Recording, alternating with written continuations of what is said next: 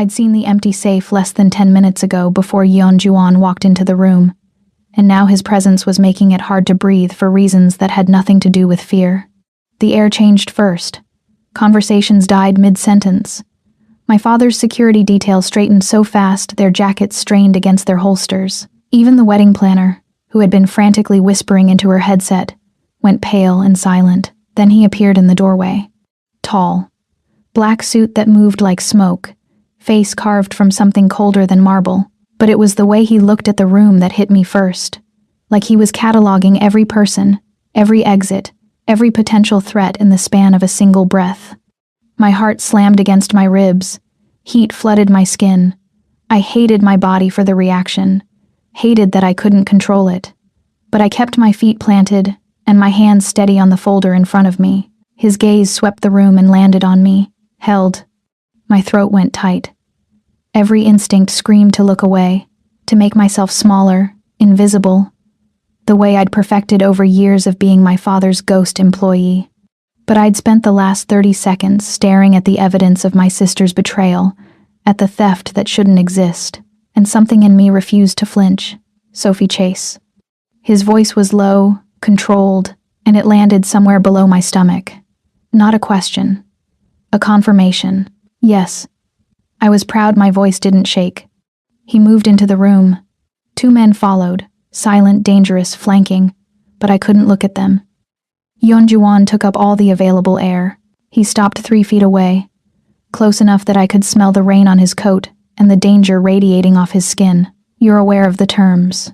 It wasn't a question either, but I answered anyway. I am now. The wedding wasn't supposed to be mine.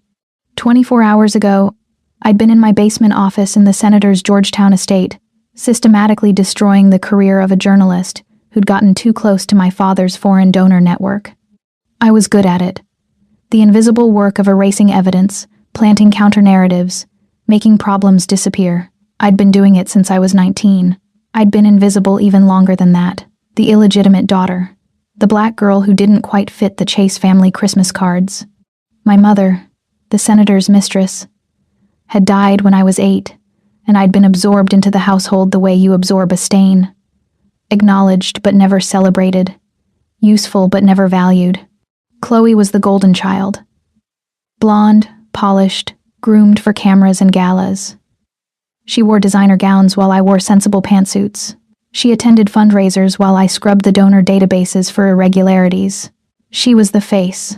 I was the fixer. So when my father announced Chloe's engagement to Yeonjuan, head of the Yeon Syndicate, international arms dealer, the man they called the silencer, I did what I always did. I stayed in the shadows and made sure the paperwork was clean. The marriage was transactional. Juwon needed legitimacy for his operations. My father needed funding for his presidential run. Chloe got a ring the size of a marble and didn't ask questions. I should have known it wouldn't hold. The morning of the wedding, I woke to screaming. Not the joyful kind. The kind that makes your blood crystallize in your veins. I found my father in Chloe's bedroom, staring at an empty closet and an open safe. His face had gone the color of wet concrete. One hand pressed to his chest where his heart was trying to kill him. "She's gone," he wheezed. "Everything. She took everything." I moved past him to the safe. The bearer bonds were missing. The backup encryption drives. The USB containing his private correspondence with foreign nationals. The kind that could end careers or start wars. When? My voice was steady, even though my mind was calculating trajectories, probabilities, survival rates. Security logged her leaving at 3 a.m. He sank onto the bed. 400 million, Sophie. She took 400 million in liquid assets. I turned to look at him. Really look at him.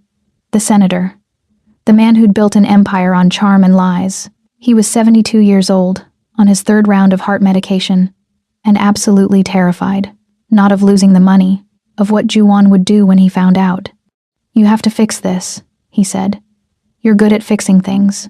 I felt something cold settle in my stomach. "Papa, this isn't a donor scandal. This is breach of contract with a man who—" "I know what he is," his voice cracked. "That's why you have to fix it. Tell him she's sick. Tell him we'll reschedule. Buy me time to find her. There is no time. The wedding is in 2 hours. Then stall him." I stared at my father. At the man who'd kept me useful and invisible for 26 years. The man who'd taught me to be indispensable by making sure I was never quite family. How? I asked quietly. He didn't answer. He didn't have to. I saw it in his eyes. The calculation. The same cold math I'd learned from him. If Juan needed a bride to seal the deal, and Chloe was gone, then there was only one other Chase daughter, the expendable one. An hour later, standing in that cathedral vestry, the echo of my answer, "I am now," hung in the air between Juan and me like a threat. His eyes narrowed fractionally. The tattoos on his neck shifted as he tilted his head, and I caught another glimpse of the symbols. Something serpentine. Something that looked like it had been carved, rather than inked. Now? I kept my hands from trembling through sheer force of will.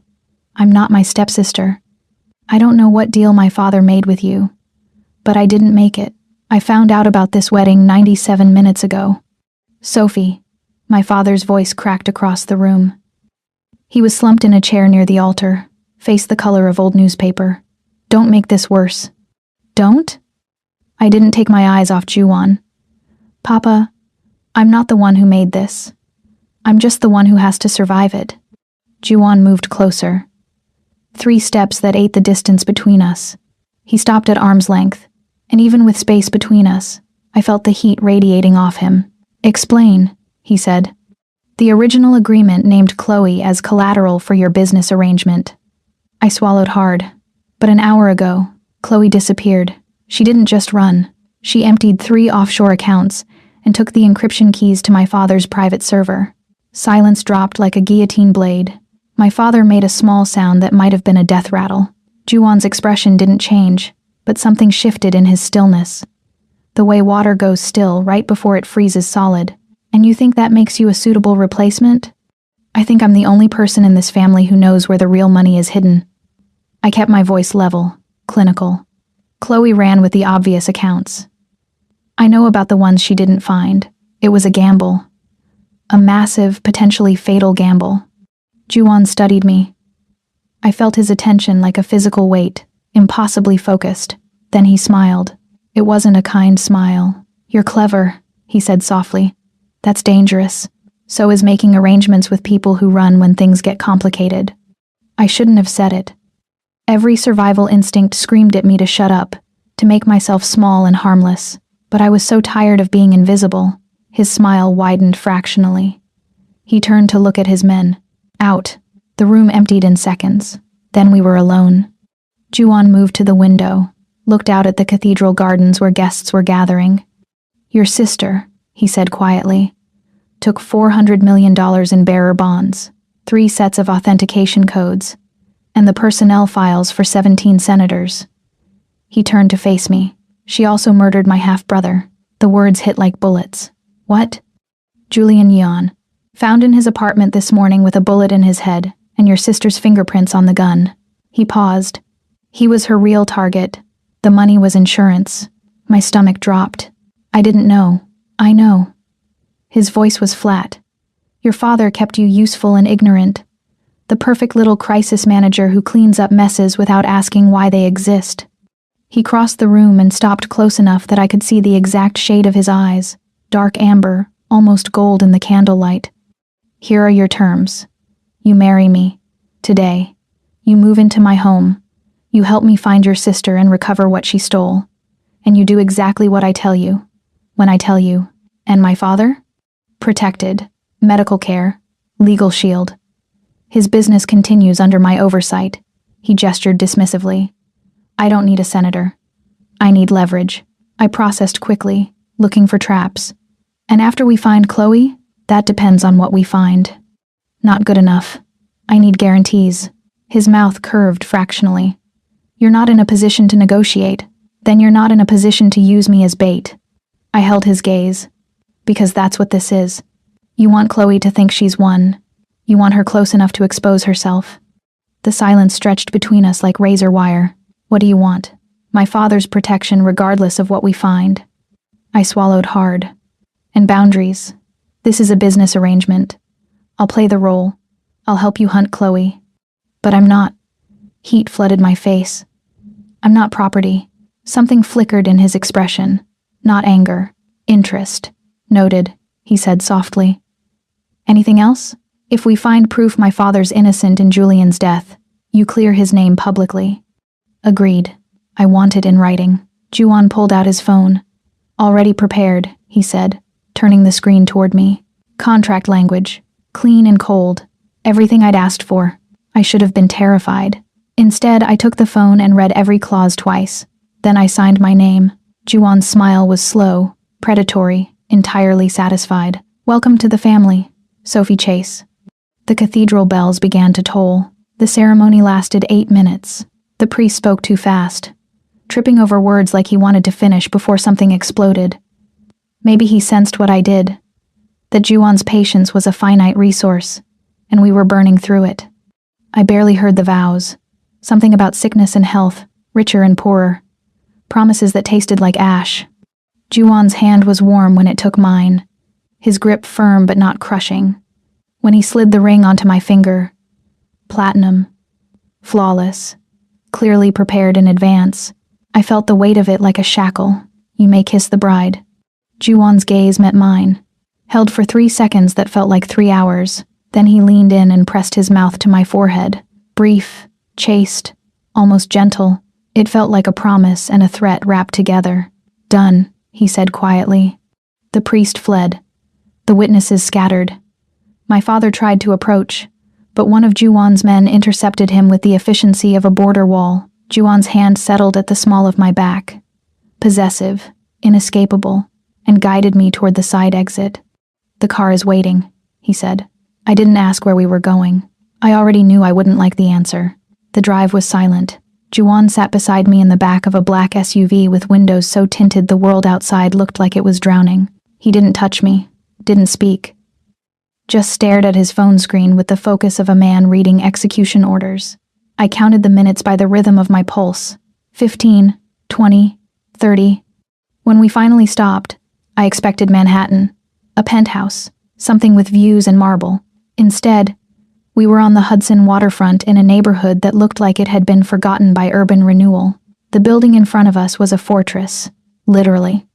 It was a converted pre-war armory. All thick concrete walls, industrial steel beams, and narrow slit windows that looked less like architecture and more like defensive positions. No glass, no charm, just brutal, oppressive mass designed to keep the world out. The iron hold, Juan said, opening his door. Home. I followed him across the gravel lot. The air smelled like brine and rust.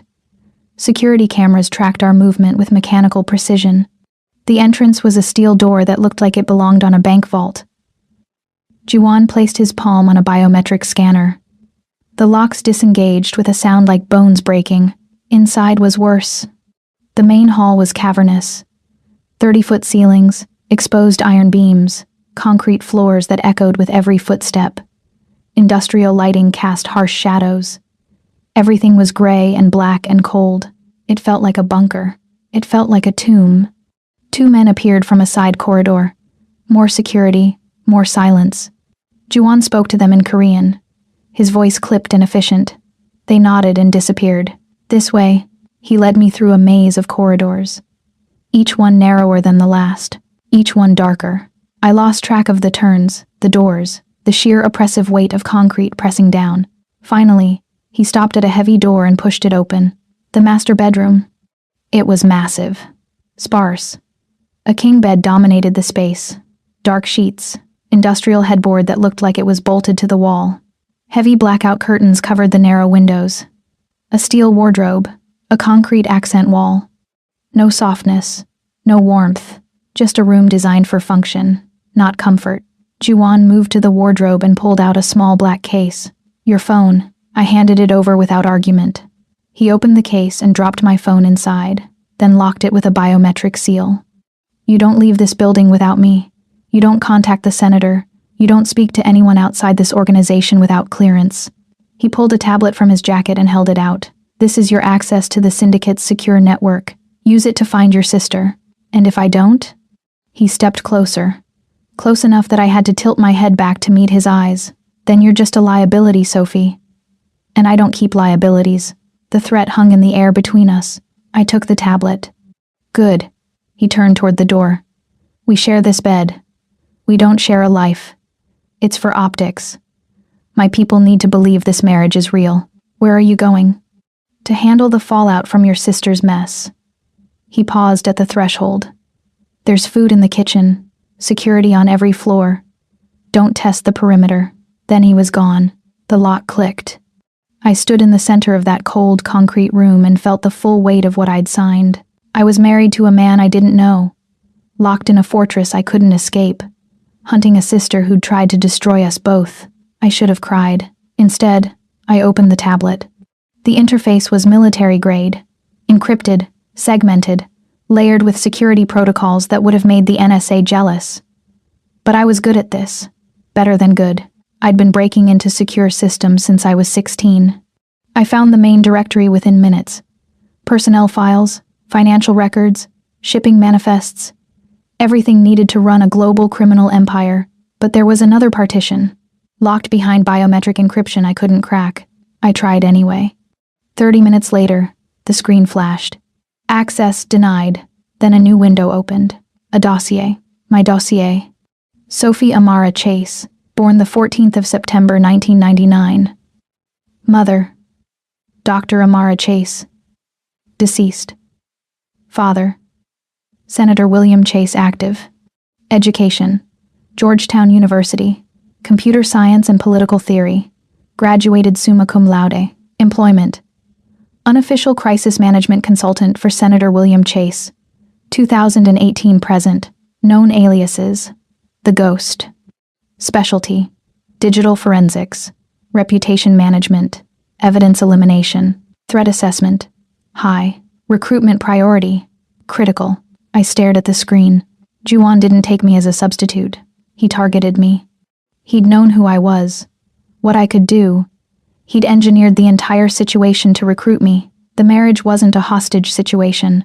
It was a job offer wrapped in a wedding ring. Rage hit me like voltage. I was out of the bedroom and down the corridor before I could think. I didn't know where I was going. Just followed the sound of voices until I found a steel door marked private. I shoved it open. Juan's office. It was a cage of a room, steel desk, tactical monitors covering one wall, weapons locker in the corner. And Juan, standing at the desk with that same cold focus. He looked up when I entered. Didn't seem surprised. You found it. You lying bastard. I threw the tablet onto his desk. You knew. This whole time, you knew exactly who I was. Yes. That's it, just yes? What did you expect? He moved around the desk, deliberate and unhurried. You're the ghost, Sophie. You've been cleaning up your father's messes for 8 years. You're brilliant, ruthless, and invisible. Exactly what I need. I'm not a tool you can just... You signed the contract. His voice was quiet, lethal. You agreed to help me find your sister and recover what she stole. I never said I'd do it alone. This isn't help. This is manipulation. This is survival. He stopped in front of me. Your sister murdered my brother, stole $400 million, compromised 17 senators, and you think your father kept you in the dark out of love? I flinched. He saw it. Pressed the advantage. Your father was selling you, Sophie. The same way he sold your mother. The same way he sold every woman who got too close. He leaned in. I didn't manipulate you. I saved you. By trapping me here? By giving you a choice. His jaw tightened. Stay with the senator and become his next transaction, or work with me and burn the entire system down. I stared at him. At the brutal honesty in his eyes. Find my money, he said softly. Find your sister, and I'll give you your freedom. What if I want freedom now, then walk out? He gestured to the door. The gate is open. You can leave any time. My pulse spiked. You're lying. Test me. I turned, walked to the door, pulled it open. The corridor beyond was empty. No guards, no locks. I could run.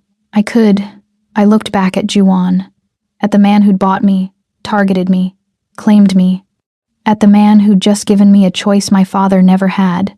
I closed the door. His smile was sharp. Satisfied. Smart girl. I didn't sleep that first night. Couldn't. The bed was too big. the room too dark, and Juan, when he finally came to bed at 4 a.m., moved through the space like a shadow, silent and controlled.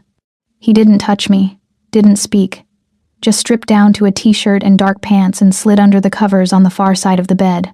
The mattress didn't even dip. I lay there in the darkness, hyper-aware of every breath he took, the heat radiating from his body. The way the sheets moved when he shifted, it was torture. By dawn, I gave up pretending to sleep.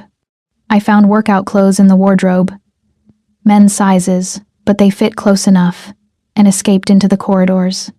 The iron hold was different in daylight, still oppressive, still brutal, but the narrow slit windows let in shafts of weak morning sun that cut through the shadows like blades. I wandered without direction, found a kitchen that looked industrial, a war room filled with monitors and maps, a library that smelled like gun oil and old paper. Then I heard voices, low, familiar, coming from below. I followed the sound down a narrow staircase that spiraled into darkness. The air grew colder, thicker. The smell of sulfur and cordite hit me before I saw the space, a firing range. Underground, massive, with reinforced walls and target arrays that looked military grade. And Juan, he wasn't alone. The woman was blonde, tall, wearing a red dress that had no business being in a concrete bunker at 7 in the morning. She stood close to him, too close. Her hand on his arm, her mouth near his ear, laughing. Something hot and vicious twisted in my chest. Jealousy. I hated myself for it. Hated that I cared. We weren't a real couple. This was a transaction, a business arrangement, but my body didn't get the memo. I stepped onto the observation deck above the range. The metal grating under my feet clanged. They both looked up. The woman's smile widened. Juwan's expression didn't change. "Sophie," he said, "come down."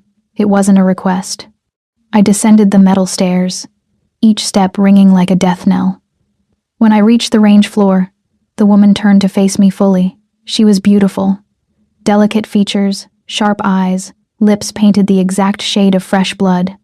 "So this is the new Mrs. Yun." Her voice had a slight accent I couldn't place. Russian? Eastern European? She looked me over with the precision of a sniper acquiring a target. The ghost herself. I've heard stories. I doubt they're flattering. She laughed.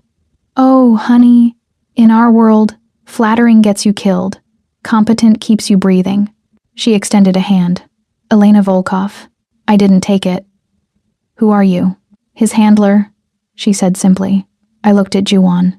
"Handler? CIA." His voice was flat. "Elena runs the operation to dismantle the syndicate's nuclear arms division from the inside." The world tilted. "You're a double agent. Surprised?" Elena's smile was sharp. "Your new husband isn't just a warlord, sweetheart. He's a government asset. Has been for 3 years." I processed quickly.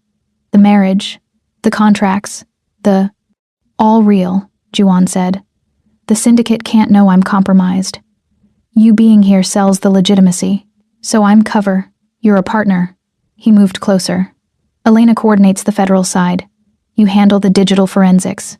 Together, we find Chloe, recover the assets, and dismantle the trafficking ring she's running." "Trafficking?" My voice cracked. "Your sister wasn't just laundering money, Sophie." Elena's expression hardened. She was using Juwan's shipping routes to move people. "Children. I thought I might be sick. Chloe. My perfect golden sister. The girl who'd never broken a rule. How long?" 2 years, Juwan said. "Since Julian started going soft, questioning the operations. Chloe seduced him, got access to the roots, then killed him when he discovered what she was doing." The room spun. I need a minute." "Take all the time you want," Elena said. "But know this. Your sister put a hit on both of you. She thinks you're weak, controllable. She's wrong." She walked past me toward the stairs, then paused. "Welcome to the war, Mrs. Yon." Then she was gone. Juwan and I stood in the echoing silence of the firing range. "You should have told me," I said finally. "You wouldn't have believed me. Try me." He studied my face, then nodded. "Okay." He moved to the weapons locker and pulled out a Glock 19. "You want the truth? Here it is." He ejected the magazine, checked the chamber, handed it to me. What am I supposed to do with this? Learn to survive. He moved behind me, adjusting my stance. Feet shoulder width, knees soft, elbows locked but not rigid. His hands settled on my hips.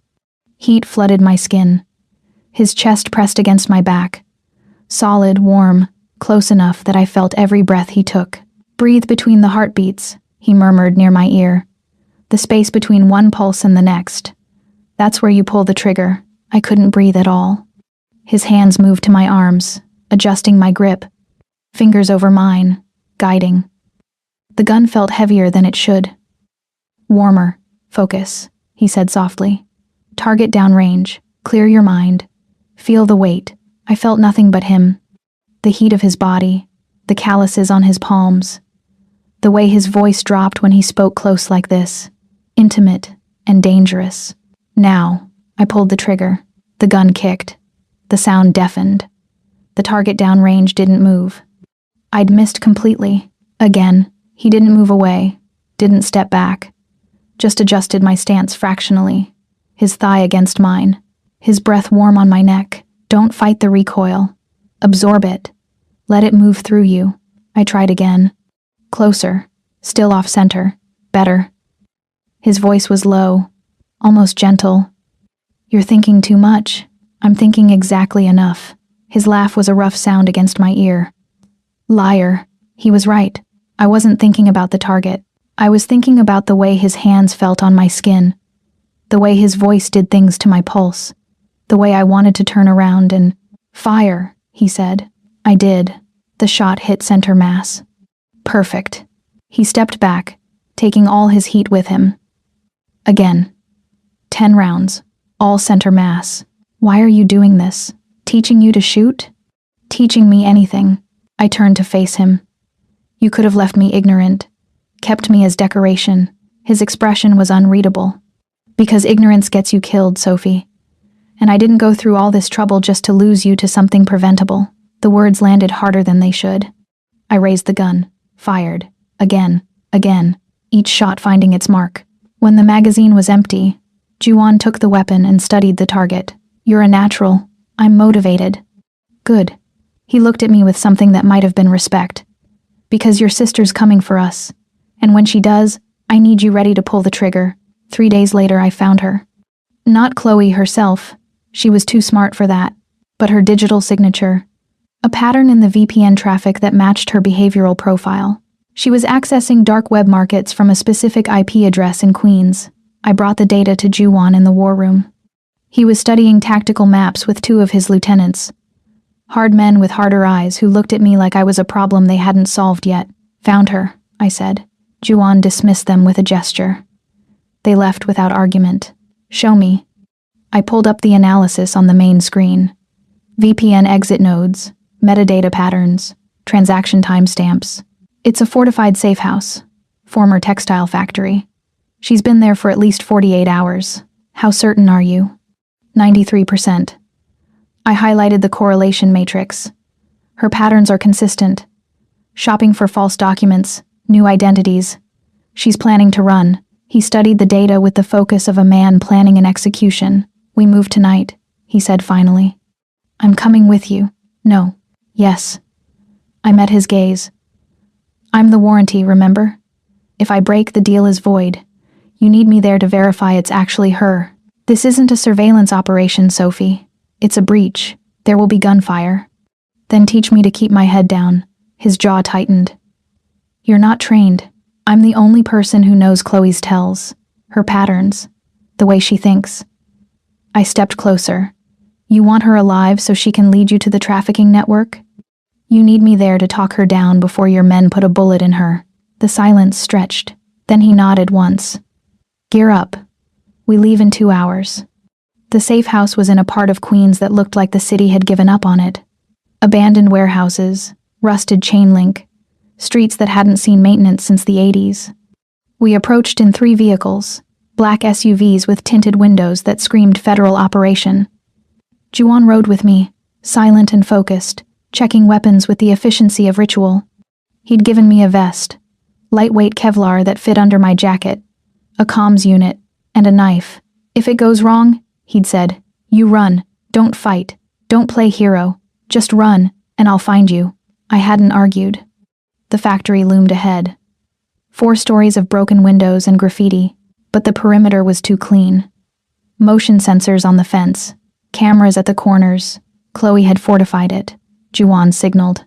His men moved like shadows, splitting into teams, breaching positions at 3 entry points. I stayed with Juan. He cut the fence with bolt cutters that didn't make a sound.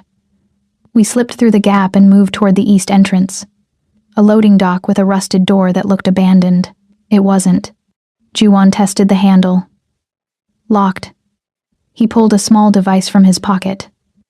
Magnetic override.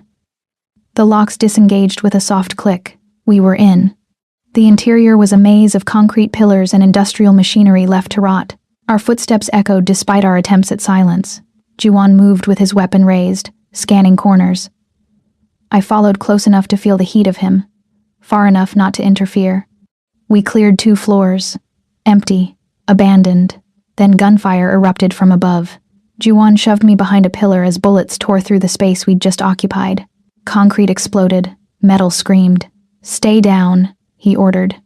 He returned fire with controlled bursts. Professional, efficient. 2 shooters on the 3rd floor catwalk dropped, but there were more. They poured down the stairs. Armed, coordinated, too well trained to be Chloe's people. This was a trap. Juan realized it the same moment I did. He grabbed my arm and pulled me toward the east exit. We ran through the killing field of machinery, bullets tracking our movement. 1 shot grazed Juan's shoulder. Blood bloomed through his jacket. He didn't stop. We hit the stairs to the main office level. Juan kicked the door open and swept the room. Empty. But the walls. Oh God. The walls. They were covered in surveillance photos. Juan's routines. His properties. His people. Blueprints of the Ironhold. Detailed dossiers. Chloe had been hunting him for months. And in the center of it all, a message scrawled in red paint. "Wrong, sister. Appa." Juan's face went hard. Then the building shook. Explosion. Lower level. The factory was rigged. We ran. Down the stairs. Through the smoke. Past bodies and debris.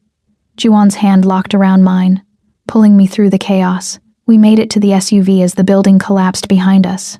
The drive back was silent except for my ragged breathing. Juan drove one-handed, his wounded shoulder leaving blood on the steering wheel.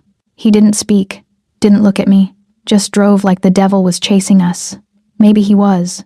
When we finally pulled into the Ironhold's garage, I was shaking. Not from fear, from rage. Chloe had tried to kill us. My sister, my blood. She'd baited us, trapped us, tried to bury us in that factory. Juan killed the engine. Turned to look at me. "You did good," he said quietly. "I almost got you killed. You kept your head, didn't panic. That's more than most trained operatives manage." He reached for the door handle, but I stopped him with a hand on his arm. "Your shoulder. It's nothing. It's bleeding. I've had worse." But he didn't pull away when I leaned closer to examine it. Didn't move when my fingers brushed the torn fabric. "We need to clean it," I said softly. His eyes met mine, dark, intense, something shifting in their depths that made my pulse spike. "Later," he said. His voice was rough. "First, we figure out how she knew we were coming." The words broke the spell. I pulled back, nodded, but as we walked into the Ironhold, his hand found the small of my back again. Possessive, protective, and I didn't pull away. The triad leader was a man named Wei Zhang. 60-something, silver hair, slicked back with product that caught the light like oil. Expensive suit. Brioni, probably.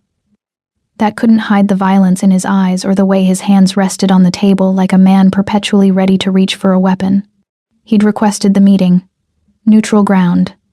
An underground speakeasy in Chinatown that smelled like opium and old money, and the particular musk of men who dealt in flesh and fear. Juan had wanted to refuse. I'd heard the argument 2 nights ago through the bedroom door.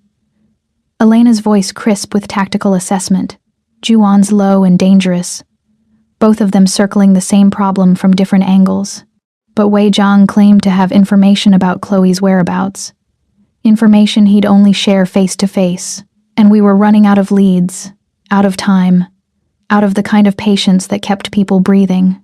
So we went. I wore black. A dress that Elena had provided after spending an hour studying my measurements with the focus of a military quartermaster. Simple on first glance. High neck, long sleeves, hem that hit just above the knee. But the fabric moved like water, expensive enough that it whispered wealth with every step, cut precisely enough that it suggested a woman who knew her value and wasn't negotiating. My hair pulled back in a sleek bun that made my cheekbones sharp, my jaw severe. Minimal jewelry except for the platinum wedding ring I couldn't remove even if I'd wanted to, and I didn't want to. That revelation had hit me somewhere between the firing range and the factory raid. Somewhere between learning that Juwon had protected me for a decade and watching him take a bullet meant for both of us. The ring wasn't a shackle anymore. It was a declaration. "You don't speak," Juwon had instructed in the car, his hand resting possessively on my thigh as the city blurred past tinted windows. "You sit. You observe. You let them think you're decoration." His fingers had tightened fractionally. "And if they threaten you, I deal with it." The words had been quiet. Final. The tone of a man who'd burned cities before and would do it again without hesitation. I'd covered his hand with mine, threaded our fingers together. "We deal with it," I'd corrected softly. His eyes had met mine in the darkness of the car.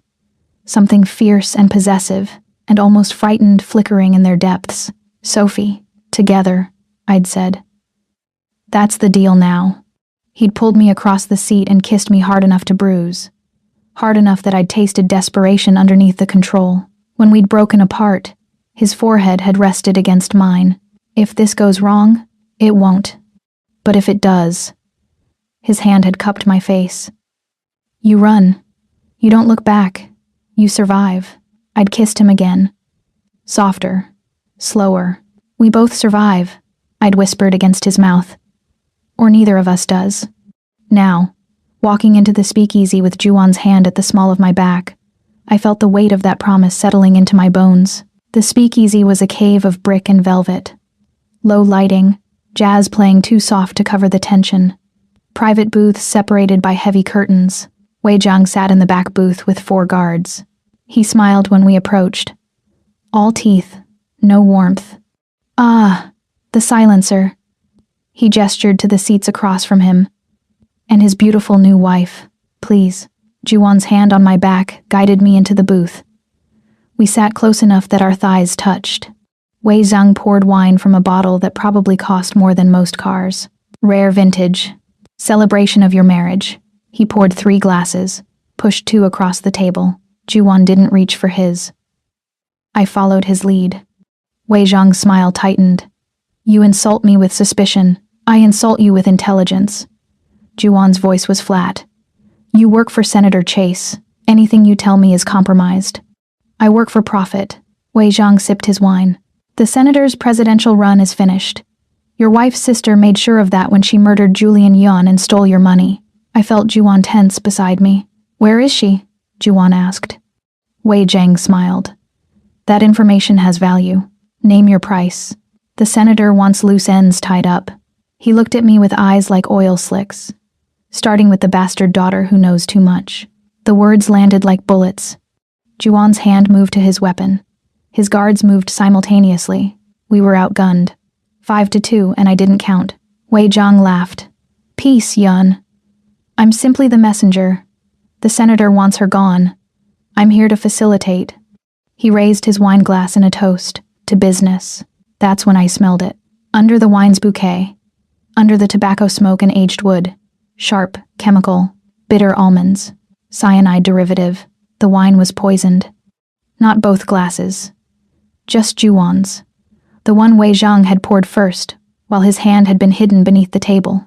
My mind raced. If I warned Juwon, Wei Zhang's guards would open fire. We'd die here. But if I didn't, Juwon would drink the poison and die anyway. I made a choice. I reached for Juwon's glass before he could, lifted it. "To business," I said, and I drank. The wine hit my tongue. Sweet, rich. Then the chemical burn underneath. It slid down my throat like acid. Juwon's eyes went wide. "Sophie." I smiled at Wei Zhang. "It's excellent." Then the poison hit my system. My vision blurred. My pulse spiked. The room tilted sideways. I heard Juan roar. Heard the table overturn. Heard gunfire and screaming. Then everything went dark. I woke to pain. My throat burned. My chest felt like someone had driven nails through my ribs. Every breath was glass. But I was alive. The room came into focus slowly. The master bedroom. Heavy curtains drawn. Fireplace crackling. And Juan. He sat in a chair by the fire. Elbows on his knees. Face buried in his hands. He looked wrecked. Dark circles under his eyes. Blood on his shirt. His own and probably others. He hadn't slept. Maybe for days. "You're awake." His voice was rough. Broken. I tried to speak. My throat wouldn't work.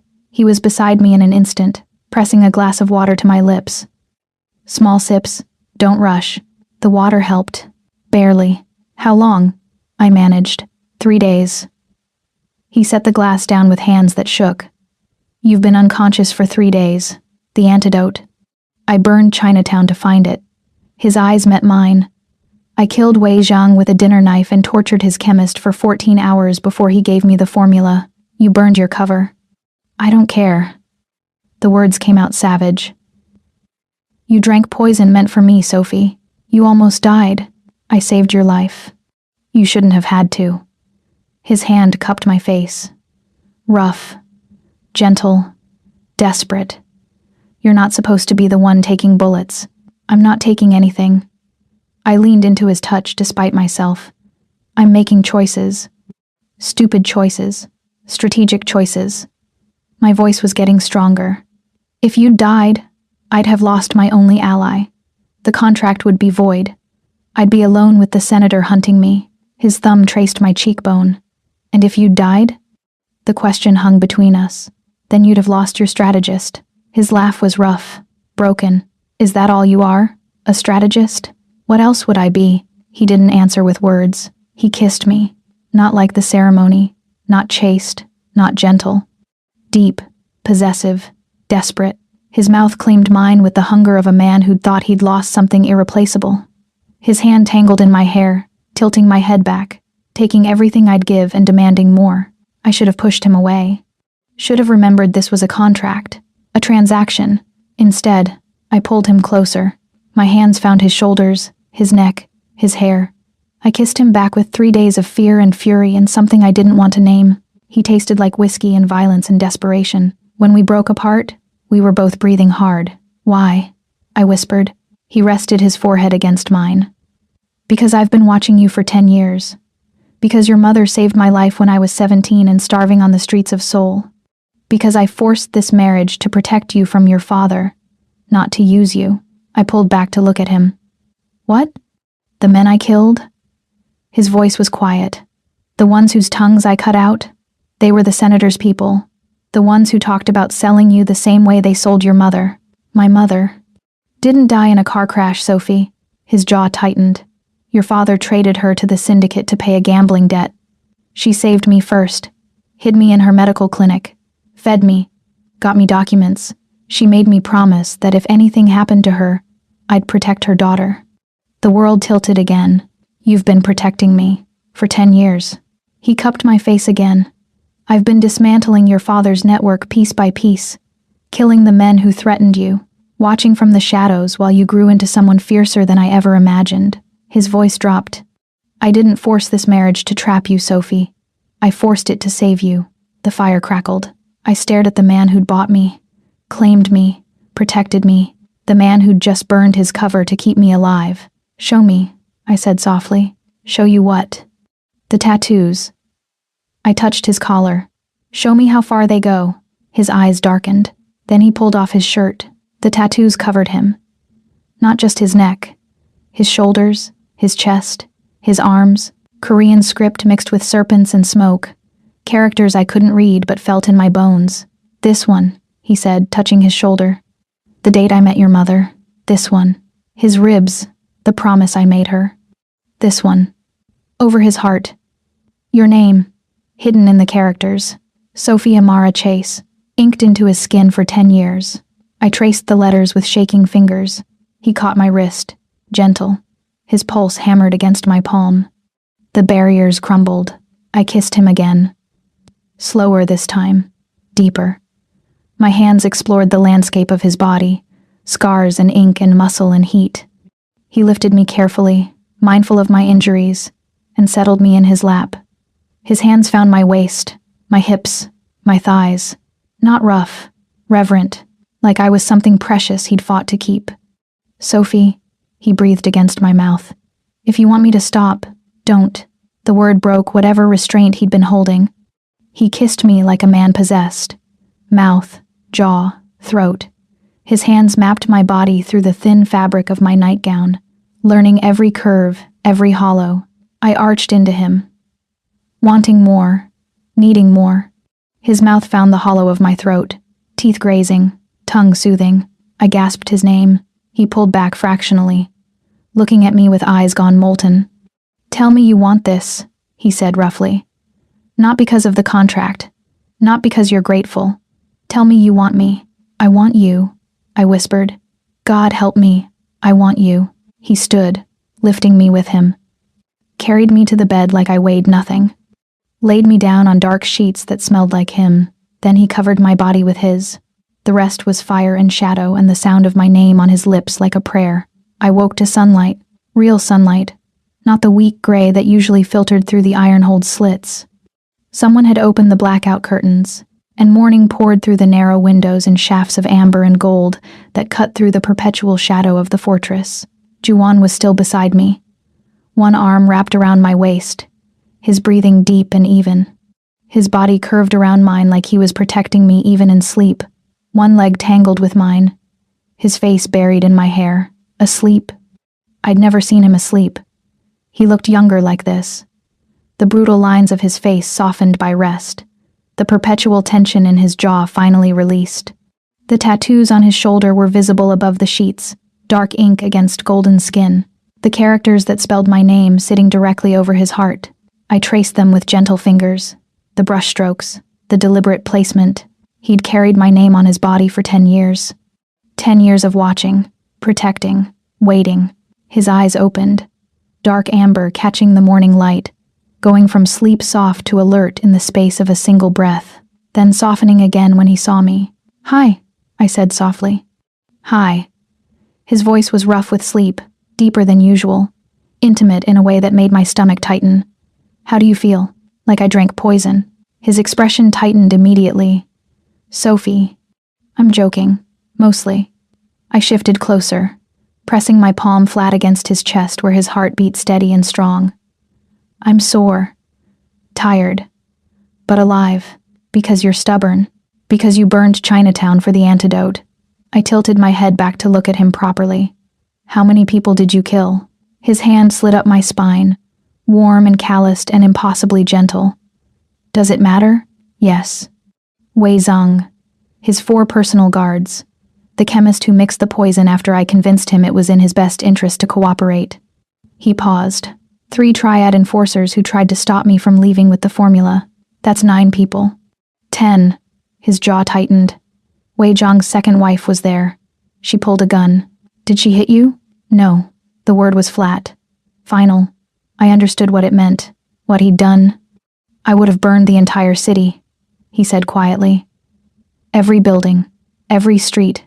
Everyone who'd ever looked at Wei Zhang without spitting. His eyes met mine. I would have salted the earth and made it a wasteland if it meant keeping you alive. The words should have terrified me. Should have made me pull away from the casual brutality, the complete absence of remorse. Instead, I pulled him closer. I kissed him with the desperation of someone who'd looked death in the face and chosen to spit in it. His mouth opened under mine, hot and hungry, his hand fisting in my hair as he rolled us over, pinning me beneath his weight. I gasped against his lips. The movement pulled at injuries not quite healed. A sharp reminder of poison and pain. He froze immediately. I'm hurting you. No. I wrapped my legs around his waist, locking him in place. Don't stop. Sophie. My name was a groan against my throat. You need to heal. I need you. The honesty of it surprised us both. His forehead dropped to mine, his breath coming hard and fast. You have me. You've had me since I was 17 and your mother made me promise to protect you. His voice dropped lower. But somewhere between that promise and now, protecting you stopped being enough. I started wanting you, needing you, dreaming about you in ways that had nothing to do with debts or honor. Show me, I whispered. His laugh was rough. Broken. You're injured. I'm alive. My hands found his face, tracing the brutal angles. Because of you. So show me. Sophie, please. The word broke whatever restraint he'd been holding. He kissed me again. Slower this time. Deeper. His hands mapped my body through the thin silk nightgown Elena had brought during my recovery, learning every curve, every hollow, every place that made me gasp. I arched into him, needing more, needing everything. I believe you. We lay there in the morning light, tangled in sheets and each other. Tell me about my mother, I said finally. His fingers traced patterns on my skin. I was 17, starving. The syndicate had just killed my parents for failing to pay protection money. I was alone in Seoul, trying to survive. What happened? I collapsed outside a medical clinic. Your mother found me. He paused. She could have called the police, turned me over to the authorities. Instead, she hid me in the supply closet, fed me, treated my wounds. For how long? 3 months. She got me documents, new identity, arranged passage to New York. His voice was quiet. She asked for nothing in return. Just made me promise that if she ever needed help, I'd come. But she didn't ask for help. No. She died 6 months later. He pulled back to look at me. Your father told everyone it was a car accident. But I had people checking. There was no accident, Sophie. She was alive one day, gone the next. He sold her. To pay a debt to the Triad, the same organization that wanted you dead 3 days ago. I processed that. My father traded my mother for money.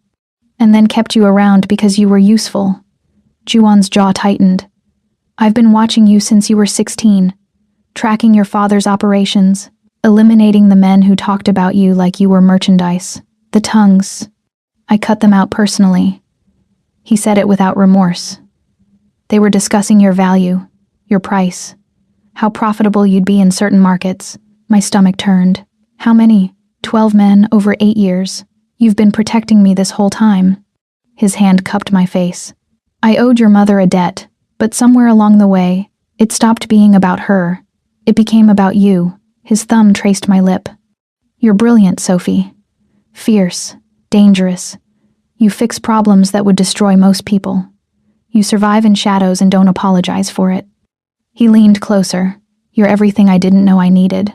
I'm a crisis manager with trust issues. You're a queen who doesn't know her own power. The words hit harder than they should. I kissed him. Soft, then deeper. When we broke apart, I said, my father needs to pay. He will. Not just pay. I want him destroyed. I want everything he built burned to the ground. Juwon's smile was sharp. Savage. Then we burn it together. The war room was cold. Always cold. But that morning, with the revelation of my mother's murder still raw, with Juwon's confession still echoing in my bones, it felt like a tomb, like something designed to house the dead rather than the living. I'd spent the last 18 hours breaking the final encryption on my father's private server. Juwon had given me access to military-grade decryption tools, software that technically didn't exist, algorithms that would make cryptographers weep, and I'd used every technique I knew, every trick I'd learned in the shadows. At 4 a.m., the system cracked. The Ledger of Souls wasn't hidden in some elaborate digital fortress. It was just sitting there, password protected with my mother's maiden name spelled backwards. Like my father had wanted to remember what he'd done. Like he needed the reminder of his own sins every time he opened the file. I found the Ledger of Souls. It was a spreadsheet, methodical, clinical, the kind of formatting you'd use for inventory management or quarterly earnings reports. Each row a transaction, each column a detail, names, dates, amounts, destinations, status updates. My mother's name was on line 47, Dr. Amara Chase. Delivered to Zhang Wei. Triad. Payment. $500,000 debt forgiveness plus $200,000 cash. Status. Fulfilled. Fulfilled. Like she was a package, a commodity, a problem solved with paperwork and a wire transfer. I read the entire ledger. 53 entries spanning 20 years. Politicians' daughters who'd threatened to talk. Journalists who'd asked too many questions. Witnesses who knew too much. Mistresses who'd gotten inconvenient. All sold. All delivered. All by my father. And at the bottom, a new entry. Not yet fulfilled, but scheduled, detailed, complete with delivery instructions and contingency plans. Sophie Chase. Delivery to Viper Cartel via Chloe Chase. Intermediary. Payment.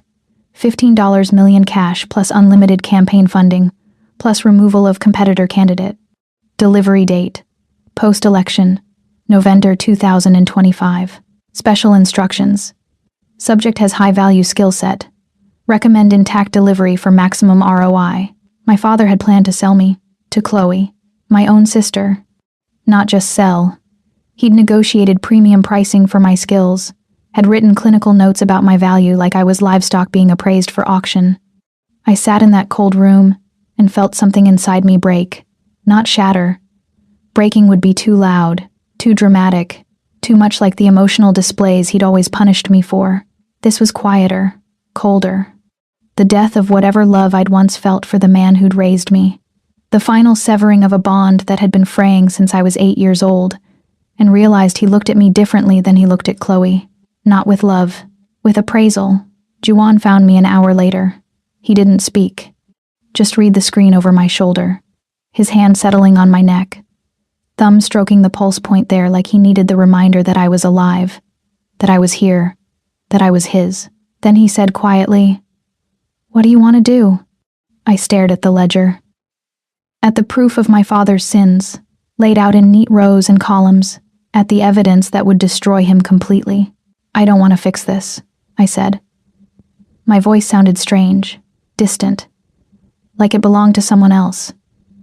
"I don't want to bury it or spin it or make it disappear." His hand tightened on my neck, grounding me. "I want to be the scandal that ends him." His hand settled on my shoulder. "I want to be the scandal that ends him." I looked up at Juan, at the man who'd protected me in the shadows, who'd killed for me, who'd burned his cover to save my life. "The senator's hosting a victory gala tonight," I said. "Presidential campaign launch. 500 guests. Live media coverage." Juan's smile was slow, dangerous. "Then let's give them a show." He pulled me to my feet, turned me to face him. "You understand what this means? Once we do this, there's no going back. Your father will be destroyed. Your family name will be scorched. You'll be free," I finished. "I'll be free." His eyes searched mine. "And us? What about us?" This started as a contract. He stepped closer. A transaction. But somewhere between the cathedral and this moment, it became something else. His hand cupped my face. "I don't want a contract wife, Sophie. I want a partner. An equal. Someone who stands beside me in the daylight and the shadows." His voice dropped. "I want you. All of you. Not because of debts or promises, but because you're the only person I've ever met who's as ruthless as I am and somehow still has a soul worth saving." I touched his face. The sharp angles, the brutal beauty. I want that too. He kissed me, deep, claiming, "When we broke apart," he said, "then let's burn it all down." He walked to the weapons locker, pulled out a Glock 19 and a magazine, extended them to me. "The gala is tonight. Your father will be there. Chloe will be there." He loaded a round into the chamber. "And you're going to end this." I took the gun, felt its weight. "Together," I said. His smile was sharp. "Together." We spent the rest of the day planning. Elena arrived with tactical support. 3 teams, federal backing, surveillance equipment. The plan was simple. Elegant, brutal. We'd crash the gala, broadcast the Ledger of Souls on every screen, let the world see exactly what Senator Chase had built, and then we'd let justice decide his fate. Or we would. As the sun set, I dressed for war. White dress. The same one from the cathedral. But this time, I paired it with blood-red lipstick. Combat boots under the hem. I looked like a ghost. I looked like vengeance. Juan found me in the bedroom. He wore all black, tactical vest under his jacket, weapons concealed but accessible. He looked at me like I was a weapon he'd forged himself. "Ready?" he asked. I checked my gun. Loaded. Safety off. I've been ready my entire life. He pulled me close, kissed me hard. Then let's go make headlines, Mrs. Yon. The car ride to the gala was silent. I counted my heartbeats. Slow, steady, controlled. I'd spent 26 years being invisible. Tonight, I'd make sure the entire world saw me. We pulled up to the hotel. Valets, red carpet, cameras flashing. Juwon's hand found mine. Together, he said again. Together, I echoed. We walked through those doors like we owned the world. And by the end of the night, we would. The ballroom was a cathedral of excess. Gold chandeliers dripped from 30-foot ceilings like crystallized wealth. Red carpet, the color of arterial blood, ran through the center of the room, flanked by tables draped in white linen and centerpieces that probably cost more than most people made in a year. 500 guests in designer gowns and tailored tuxedos, champagne glasses catching the light, conversations humming with the particular frequency of people who believed they mattered. My father's victory gala, presidential campaign launch, the culmination of a lifetime of lies wrapped in patriotic bunting and strategic photo opportunities. I paused at the entrance, letting the moment breathe, letting them see me. The white dress from the cathedral hung differently now. I'd had it altered, taken in at the waist, the neckline adjusted to show the hollow of my throat where Juwon's mouth had been hours before. Blood-red lipstick, combat boots hidden under the hem because I'd learned the hard way that heels were a liability in a firefight. My hair pulled back so severely it made my cheekbones sharp as blades. My dark skin luminous against the pale fabric. I looked like a ghost. I looked like a reckoning. Conversations died in waves as we moved through the room. The black girl who'd been invisible for 26 years, walking in on the arm of the man they called the silencer, both of us moving with the synchronized precision of predators who'd chosen their hunting ground. Juwon wore all black, tactical vest hidden under his jacket. I knew, because I'd helped him dress, watched him load weapons with the efficiency of ritual, seen the cold focus settle into his eyes. The transformation from the man who'd held me in the firelight to the warlord who'd killed 9 people to keep me breathing. Senator Chase stood near the podium, holding court with donors and sycophants. He saw us approaching, and his face went the color of old concrete. One hand pressed to his chest where his heart was trying to kill him. Sophie. His voice cracked across the space between us. What are you? Hi, Papa. I smiled. It felt like showing teeth. I hope you don't mind. Juwon and I decided to attend after all. My father's aide materialized at his elbow, whispering urgently. Security moved fractionally closer, but Juwon's people were already in position. I'd watched them deploy over the past 6 hours. Elena's federal team mixing with Juwon's enforcers, creating a net that looked like normal gala security but tightened like a noose. The senator forced a smile for the watching crowd. Of course. You're always welcome. Though I wish you'd called ahead, I wanted it to be a surprise. I looked past him to the screens mounted on either side of the podium. Massive displays meant to show campaign footage, patriotic montages, the carefully curated image of Senator William Chase, man of the people. Elena had hacked them 3 hours ago. They were primed, waiting, ready to broadcast the truth to every camera in the room. Mr. and Mrs. Yun. A voice from behind us. Smooth, female, familiar. I turned. Chloe. My sister stood there in crimson silk that clung to her like a second skin, blonde hair cascading over bare shoulders, a smile that could sell salvation to sinners. She looked perfect, untouchable. She looked like everything I'd never been allowed to be. Sophie. Her voice dripped false warmth. I heard about your wedding. How romantic. A shotgun ceremony to a gangster. Very on brand for the family embarrassment. The insult landed exactly where she'd aimed it. Years of practice. Years of knowing precisely how to draw blood, without raising her voice. But I'd spent the last 2 weeks learning to be something other than invisible. I stepped closer. Close enough that I could smell her perfume. Expensive, cloying, the same scent she'd worn since we were teenagers. Close enough that I could see the micro-expression of fear that flickered across her perfect face. Chloe, I said softly, I've been looking for you. Her smile tightened. I've been busy, killing Julian Yon. Stealing $400 million, running a human trafficking ring using Juwon's shipping routes. The color drained from her face. Around us, the ambient noise of the gala continued. Laughter, clinking glasses. The string quartet in the corner playing something by Mozart, but in our small circle, the silence was absolute. "You can't prove any of that," Chloe whispered. I pulled out my phone, tapped the screen. The ledger of souls appeared. 53 entries of our father's sins, including the detailed notes on Chloe's operations. "Already sent to the FBI," I said. "And the New York Times, and the Washington Post, and CNN." I smiled. "Also uploaded to WikiLeaks, just in case." Chloe's hand moved to her clutch. Fast, practiced. Juwon was faster. He didn't draw a weapon. Didn't need to. Just shifted his weight fractionally, blocking her line of movement, his presence alone enough to freeze her in place. "I wouldn't," he said quietly.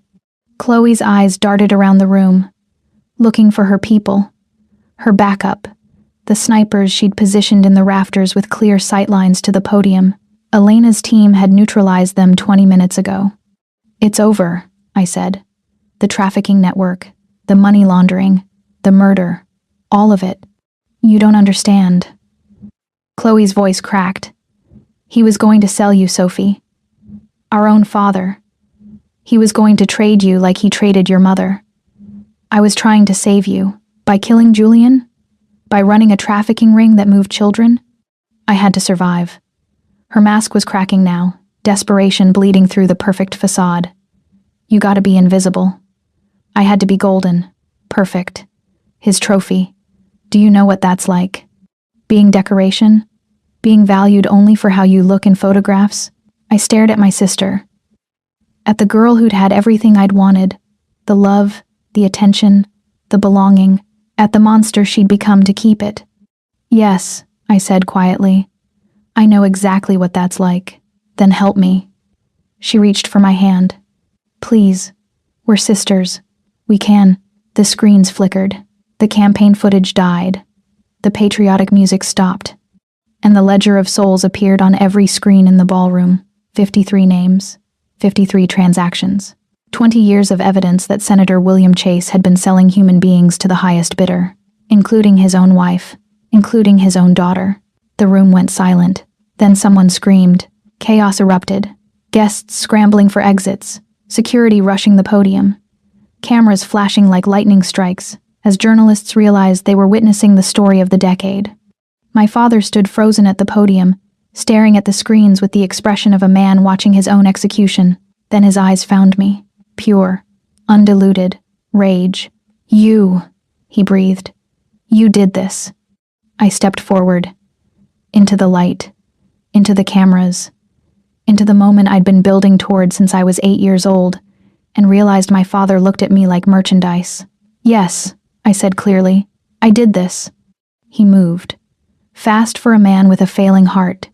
His hand went to his jacket, came out with a small pistol, the kind politicians kept for campaign trail security, aimed it at my chest.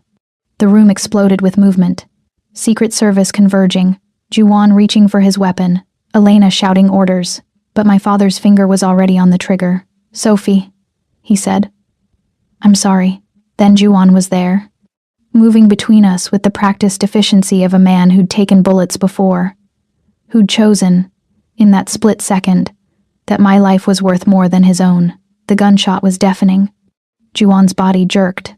Blood bloomed across his chest, bright, spreading, arterial. He fell. I screamed. Not a performance, not calculated. Pure, animal terror as the man I loved collapsed at my feet.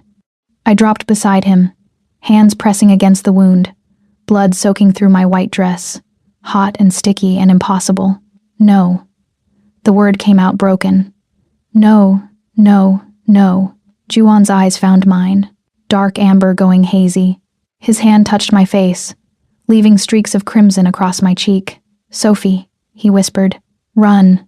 Then his eyes closed. Something inside me broke. Not the quiet breaking from the war room. Not the cold death of love. This was loud, violent, the kind of breaking that remakes you into something new, something dangerous. I stood, turned to face my father. He still held the gun, but his hand was shaking, his face the color of old snow. "Sophie," his voice cracked. I didn't mean. I walked toward him, slow, deliberate, My white dress painted red with Juwon's blood, my hands dripping, my face a mask of grief and fury. The room had gone silent again. Cameras recording, witnesses watching. Perfect. Give me the gun, Papa. Sophie, please. Give me the gun. He did. Maybe out of guilt. Maybe out of fear. Maybe because some part of him knew he deserved what was coming. I took the weapon, felt its weight, looked my father in the eyes. You sold my mother, I said clearly. For the cameras, for the world. You traded her to the Triad for $700,000. Then you raised me like an asset, planning to sell me the same way. That's not... It's in the ledger. I gestured to the screens. Line 47. Dr. Amara Chase. Delivered. Fulfilled. My father's face crumbled. I sold you, I continued, my voice steady despite the rage burning through my veins, because you made me believe I was worth nothing, that my only value was in cleaning up your disasters. Being invisible, being useful. I raised the gun. But I'm not invisible anymore. Sophie, don't. He lunged, tried to grab the weapon, tried to stop what he'd created. I pulled the trigger. The sound echoed through the ballroom like judgment. My father fell. Blood spreading across the white marble floor, mixing with Juwon's, creating a pool of consequence. I stood over him, gun still raised, and felt nothing. No grief, no regret, no satisfaction, just the cold certainty that I'd done what needed to be done. Then I dropped the gun and screamed again. A performance worthy of an Oscar. Collapsed beside my father's body with tears streaming down my face. Perfectly calculated for the cameras still recording. He tried to kill me, I sobbed. After everything, he tried to kill me. Security converged. Paramedics rushed in. Someone wrapped a blanket around my shoulders, and through it all, I watched them load Juwon's body onto a stretcher, chest still and bloody, face peaceful. I watched them carry him away, and I smiled.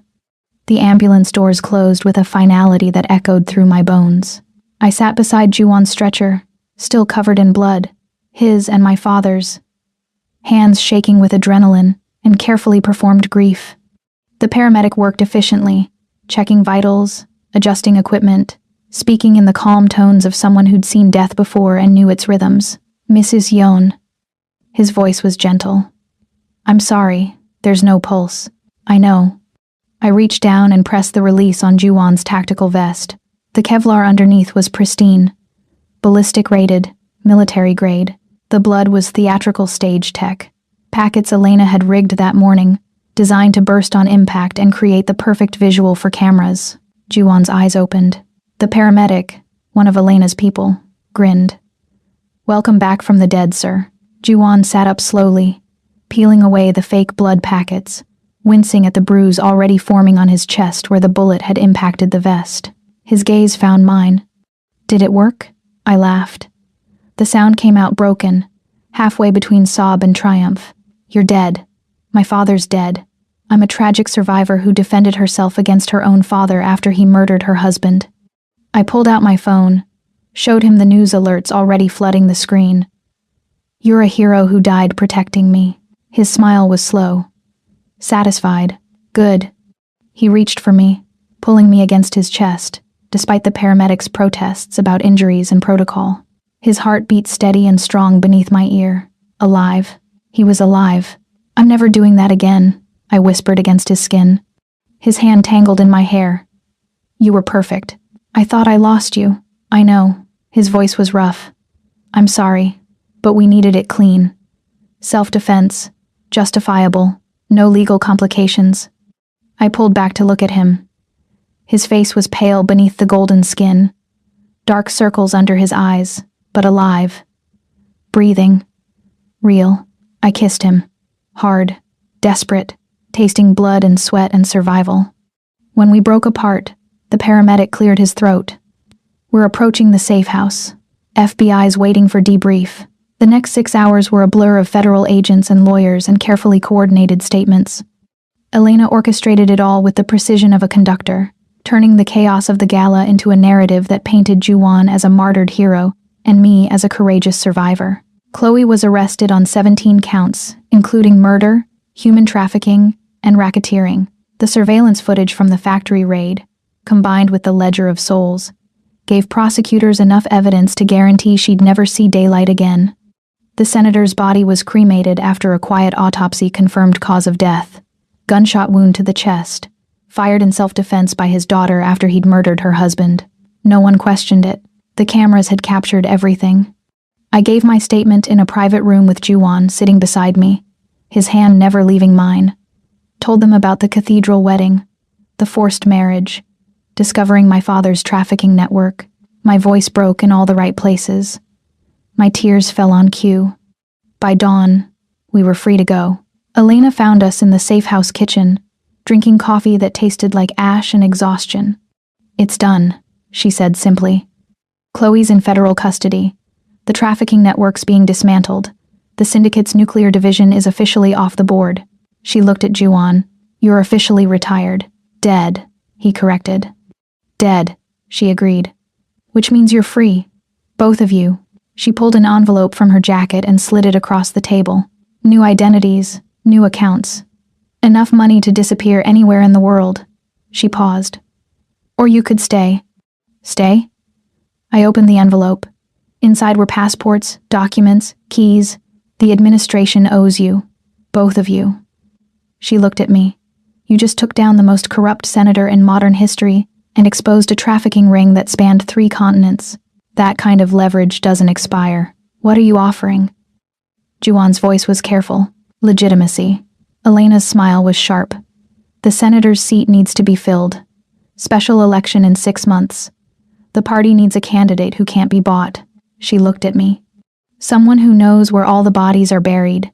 The words hung in the air. I thought about it. About the girl who'd spent 26 years being invisible, fixing scandals, cleaning up messes. About the woman who'd just burned her father's empire to ash and walked away clean. About the power that came with being seen. "I'm not a politician," I said finally. "You're something better." Elena stood. "You're someone who actually knows how the system works. Think about it." She left. Juan and I sat in silence, watching dawn break through the safe house windows. "Do you want it?" he asked finally. "The power. The position. I want to make sure no one else gets sold." I turned to face him. "I want to burn down every network like my father's. Every man who thinks he can trade women like commodities." His hand cupped my face. "Then we burn them. Together? Together?" 6 months later, I stood in the Oval Office, not as president. I declined to run for the Senate seat, despite Elena's persuasion. Too visible, too constrained by ethics committees and press scrutiny. Instead, I'd accepted a different position. Chief of Staff to the newly elected President Martinez, a reform candidate who'd won in a landslide after the exposure of the trafficking networks. The power behind the throne. The one who knew where the bodies were buried because I'd buried most of them myself. The private side door, the one used only by Secret Service, opened. Elena had cleared the floor minutes ago. No one would see him. Juan walked in, officially dead but very much alive, moving through the shadows of my new empire with the same efficiency he'd moved through the syndicate. He locked the door, crossed to the desk, where I sat reviewing appropriations for a new anti-trafficking task force. Sat on the edge of the desk with that familiar predatory grace. "Mrs. Yon," he said. "You have a meeting in 10 minutes. I know." I didn't look up from the documents. His hand caught my chin, tilting my face up to meet his gaze. "So we should make this quick." His mouth found mine. Hungry, possessive, tasting like the coffee he'd been drinking and the danger we'd left behind. I stood, pressing against him, hands finding the buttons of his shirt. "We're in the Oval Office," I murmured against his lips. "I know." His hands found my waist, lifting me onto the desk, scattering papers. "Makes it better. Someone could. No one's coming." His mouth moved to my throat, teeth grazing. "Elena's running interference. We have exactly 8 minutes." His hands slid up my thighs, pushing my skirt higher. "Then don't waste them." He laughed against my skin. "Never." What followed was fast, fierce, desperate. The union of 2 people who'd survived hell and claimed heaven on the other side. His hands on my body, my nails in his back. Both of us moving with the synchronized precision we'd learned through violence and perfected through love. When we finished, I was breathless and disheveled, my carefully styled hair coming loose, My lipstick smeared. Perfect. Juwon fixed his shirt with the efficiency of practice. Helped me smooth my skirt, tucked a loose curl behind my ear. You're beautiful, he said quietly. I'm a mess. You're mine. His thumb traced my lower lip. And you're magnificent. The intercom buzzed. Mrs. Chase, your 9 o'clock is here. I pressed the button. Send them in. Juwon moved to the shadows near the window. Invisible again. My secret weapon. The door opened. Senators. Appropriations Committee. Men who thought they held power. I smiled. Let them think it. I knew the truth. Power wasn't in the throne. It was in the shadows. In the network I'd built. In the man who stood behind me. Watching. Protecting. Partnering. In the dynasty we'd forged from blood and fire and love. The senator had wanted a warranty. A guarantee against loss. Instead, he'd created a queen. And queens didn't just survive. They conquered. The meeting lasted an hour. I negotiated. Compromised. Pushed through funding for 3 new safe houses and a federal task force targeting trafficking networks. When they left, I was alone with Juwon again. He emerged from the shadows. Pulled me into his arms. You're terrifying, he said. Good. His laugh was warm against my hair. I love you. The words still surprised me. Still felt new despite hearing them every day for 6 months. I love you too. We stood there in the Oval Office, wrapped in each other, wrapped in power, wrapped in the future we'd built from the ashes of our pasts. He'd asked for a warranty. I'd given him a dynasty, and we were just getting started.